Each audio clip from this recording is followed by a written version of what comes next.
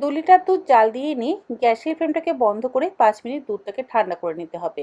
একটা বাটির মধ্যে জল আর ভিনেগার মিশিয়ে নিয়ে সেই ভিনেগার মিশ্রিত জলটাকে অল্প অল্প পরিমাণে হালকা গরম দুধের মধ্যে দিয়ে ছানা কাটিয়ে নিয়ে ছানার জল ঝরিয়ে নিতে হবে। ছানার জলটা ঝরিয়ে নেওয়ার পর একটা থালার মধ্যে ছানাটাকে নিয়ে হাত দিয়ে খুব ভালো করে মিনিট সাথে মেখে নিতে হবে। তার মধ্যে 2 চা চামচ পরিমাণে কর্নফ্লাওয়ার দিয়ে আরও 1 মিনিট ভালো করে মেখে নিয়ে এই ছানার মণ্ডল থেকে ছোট ছোট বল তৈরি করে নিতে হবে। ছানার বলগুলো একটা ভিজে কাপড় দিয়ে ঢাকা দিয়ে রেখে কড়াইতে 1 কাপ পরিমাণে চিনি আর 5 কাপ পরিমাণে জল দিয়ে ভালো করে ফুটিয়ে নিয়ে তারপরে ছানার বলগুলো কড়াইয়ের মধ্যে দিয়ে 20 মিনিট ভালো করে ফুটিয়ে নিতে হবে।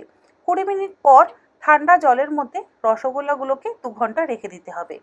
2 ঘন্টা পর ঠান্ডা জলের থেকে চিপে চিপে রসগোল্লাগুলোকে তুলে নিয়ে ঠান্ডা রসের মধ্যে আবার ডুবিয়ে রাখতে হবে। তারপরে 1 ঘন্টা রসের মধ্যে ডুবিয়ে রাখলেই তৈরি হয়ে যাবে একদম নরম তুলতুলে